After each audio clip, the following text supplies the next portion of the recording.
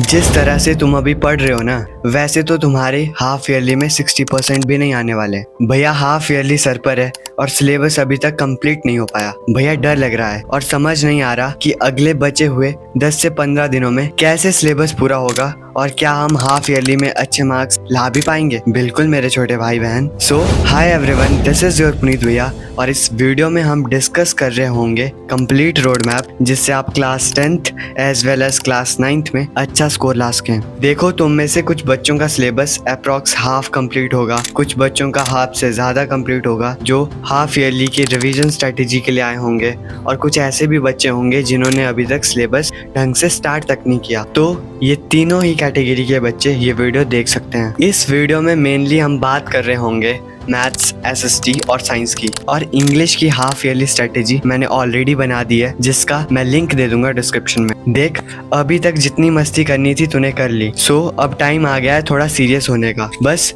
कुछ ही दिनों की बात है, एक बार तेरे हाफ ईयरली में अच्छे मार्क्स आ गए, फिर तेरा एक कॉन्फिडेंस बिल्ड होगा, जिससे जो तुम्हारा एम है 95+ % लाने का या 100 आउट ऑफ 100 मार्क्स स्कोर करने का, फिर वह तुम अचीव होता हुआ देख पा रहे होंगे। और घर वाले भी ताने नहीं मारेंगे, उन्हें भी विश्वास हो जाएगा कि मेरा बच्चा मेहनत कर रहा है, और तुम एकदम फ्रीली और फोकस्ड माइंड के साथ फाइनल टारगेट जो तुम्हारा बोर्ड एग्जाम है उसमें अच्छे मार्क्स ला पाओगे। एंड एक और बात, कुछ स्कूल्स में जो तुम्हारी इंटरनल असेसमेंट है वह हाफ ईयरली या प्री बोर्ड के बेस पर लगाते हैं। भैया इंटरनल असेसमेंट मतलब?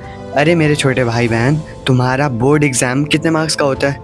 100 मार्क्स का ना। तो उसमें से 80 मार्क्स का तो रिटन एग्जाम होता है, लेकिन जो 20 मार्क्स बच गए वो टीचर के हाथ में होते हैं। सो मेरी एक बात मानना, जो तुम्हारे स्कूल में सब्जेक्ट टीचर है उनसे बना के रखना, ताकि वो तुम्हें 20 आउट ऑफ 20 दे सके। सो अब हम इस वीडियो में डिस्कस कर रहे होंगे कि तुम्हारी क्या स्ट्रेटेजी होनी चाहिए up to half yearly exam. देखो, सबसे पहले तुम्हें सिलेबस का पता होना चाहिए जो तुम्हारे हाफ ईयरली एग्जाम में आने वाला है। सो अगर तुम्हें सच में हाफ ईयरली में अच्छे मार्क्स लाने हैं तो वीडियो को पॉज करके अभी जल्दी से कॉपी पेन लेकर बैठो। सबसे पहले हम बात करेंगे एसएसटी की।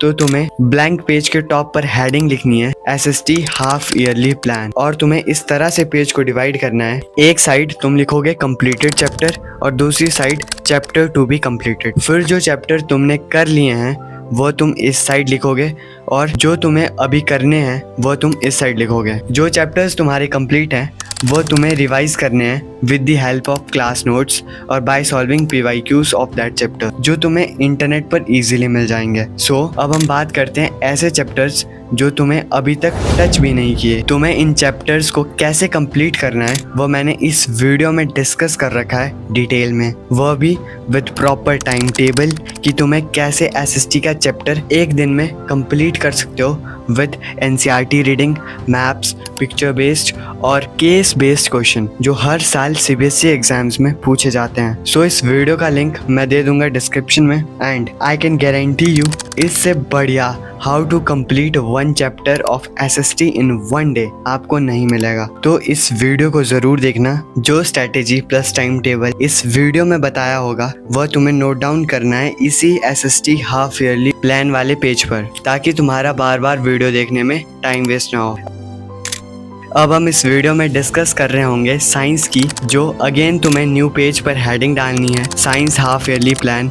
अगेन तुम्हें उस तरह पेज को डिवाइड करना है, एक साइड कंप्लीटेड चैप्टर लिखना है और दूसरी side chapter to be completed. अब जो चैप्टर तुम्हारे कंप्लीट हैं वह तुम्हें किस तरह से रिवाइज करने हैं। सो तुम्हें बायोलॉजी में सिर्फ क्लास नोट्स रिवाइज करने हैं, और केमिस्ट्री और फिजिक्स में क्लास नोट्स के साथ साथ PYQs भी करने पड़ेंगे। और तुम डेली टारगेट बनाओगे एग्जाम तक कि तुम्हें फिजिक्स के अप्रॉक्स 2 से 3 न्यूमेरिकल सॉल्व करने हैं daily with 20 minute timer. Way timer क्यों? टाइमर से तुम फोकस्ड वे में न्यूमेरिकल सॉल्व कर पाओगे, और टाइमर लगाने से एग्जाम वाला प्रेशर भी तुम कंट्रोल कर सकते हो। ये टेक्निक मैंने डिस्कस कर रखी है इस how to avoid over thinking वाली वीडियो में, तो तुम जाकर देख सकते हो। और जो चैप्टर तुमने अभी तक स्टार्ट तक नहीं किया है वो तुम कंप्लीट करोगे 4 स्टेप टेक्निक से। हमारा स्टेप 1 है तुम्हें वन शॉट से चैप्टर को समझना है और तुम्हें बायो के लिए फॉलो करना है समृद्धि मैम फ्रॉम PW और फिजिक्स के लिए अलग सर और केमिस्ट्री के लिए अलग सर या प्रशांत भैया। फिर स्टेप 2 में तुम्हें रीड करनी है NCERT और जो इम्पोर्टेंट लाइन लेक्चर अटेंड करते वक्त नोट्स में नहीं लिखी थी वो तुम्हें ऐड ऑन करनी है NCERT से अपने नोट्स पर। फिर स्टेप 3 में तुम्हें करनी है डायग्राम्स की प्रैक्टिस और फिजिक्स के न्यूमेरिकल की। नेक्स्ट स्टेप 4 में तुम्हें सॉल्व करने हैं चैप्टर वाइज PYQs और तुम्हें लगाने हैं mock test with proper timer. और अगर तुम्हें लगता है कि तुम्हारे पास इतना टाइम नहीं है इन चारों स्टेप्स को कंप्लीट करो तो तुम्हें सिर्फ वन शॉट लेक्चर अटेंड करने हैं और उसके बाद NCERT की बैक एक्सरसाइज के क्वेश्चन लर्न करके जाने हैं हाफ ईयरली एग्जाम में।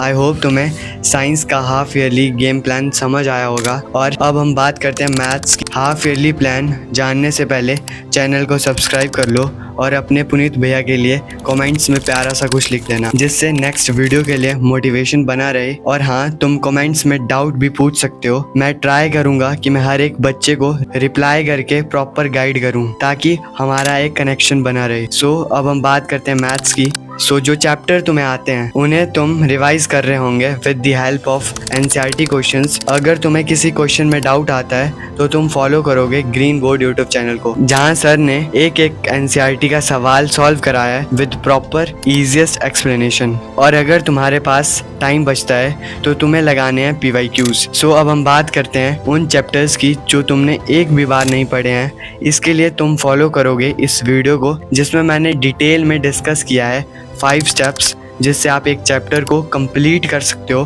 Up to CBSE board level. लेकिन अगर तुम्हारे पास टाइम नहीं है तो तुम्हें सिर्फ 2 स्टेप्स ही फॉलो करने हैं। स्टेप 1 चैप्टर को समझना, कॉन्सेप्ट्स, फॉर्मूले, डेफिनेशन, की स्टेप्स टू सॉल्व प्रॉब्लम्स। तो इसके लिए मैंने पर्सनली फॉलो किया था आशीष फॉर स्टूडेंट्स यूट्यूब चैनल को, लेकिन तुम अभी के हिसाब से फॉलो कर सकते हो Ritik sir from PW and Shobhit भैया। स्टेप 1 में हमने चैप्टर्स के कॉन्सेप्ट्स तो समझ लिए, अब बारी है क्वेश्चन सॉल्विंग की जो है हमारा स्टेप 2। स्टेप 2 में जो हमने कॉन्सेप्ट सीखे उन्हें अप्लाई करेंगे बाय सॉल्विंग NCERT जो मैंने खुद अपने टाइम पे फॉलो किया था। सो इस वीडियो के लिए इतना ही। आई होप तुम्हें इस वीडियो में कुछ सीखने को मिला होगा। सो चैनल को सब्सक्राइब कर लो और अगर कोई डाउट मन में आ रहा हो तो कमेंट कर देना, मैं ट्राई करूँगा रिप्लाई करने की। And bye bye, love you. और हाँ, सब्सक्राइब करके जाना।